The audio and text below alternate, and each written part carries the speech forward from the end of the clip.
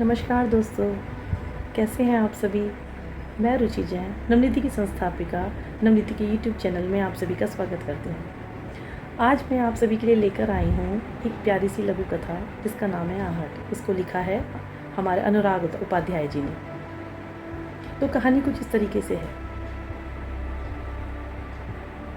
रात का अंधेरा बढ़ चुका था।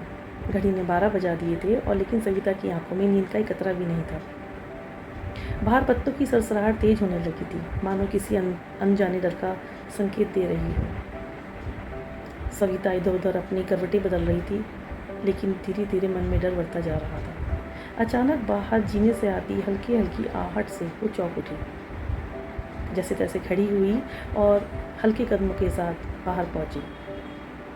बाहर खूब अंधेरा था, लेकिन तब भी उसने हिम्मत करते करते दरवाज़ा खोला। बाहर कोई नहीं था। यह देखकर उसकी जान में जान आई। लेकिन तभी अचानक पीछे से आती खटपट की आवाज़ सुनकर वो चौंकी। पलटकर देखा तो पीछे रखी बच्चों की अलमारी हल्की सी खुली हुई थी। यह देखकर वह चौंक गई। जैसे ही वो अलमारी के पास पहुंची तो उसने देखा कि एक लकड़ी का खिलौना जिससे उसका बेटा बहुत ज़्यादा खेला करता था, वो ज़मीन पर पड़ा लुढ़क रहा है। मगर ये कैसे हो सकता था? उसका वो बेटा तो 5 साल पहले एक एक्सीडेंट में मारा गया था। यह देखकर सविता बहुत भावुक हो गई। पर ये कैसे हो सकता था? अपने उस बेटे की मौत के बाद उसने उस खिलौने को संभाल कर उस अलमारी में रख दिया था और उस अलमारी में से उस खिलौने को कोई छूता भी नहीं था। फिर आज अचानक वो कैसे ज़मीन पर पड़ा हुआ लुढ़क रहा था।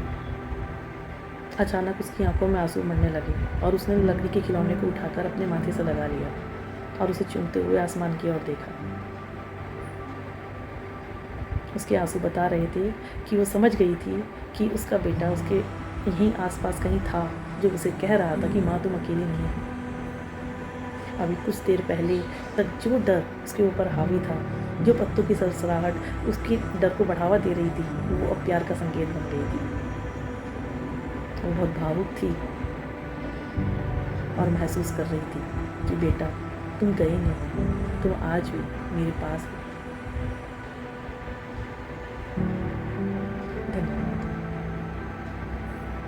डर का समावेश लिए यह भावुक करती हुई कहानी आप सभी को कैसी लगी हमें ज़रूर बताइएगा। ऐसी ही छोटी छोटी कहानियों के साथ आपके सामने फिर उपस्थित होंगे। तब तक के लिए धन्यवाद। और हमारी और कहानियों को सुनने के लिए और हमसे जुड़े रहने के लिए हमारे YouTube चैनल को सब्सक्राइब करना ना भूलिए, शेयर करना ना भूलिए।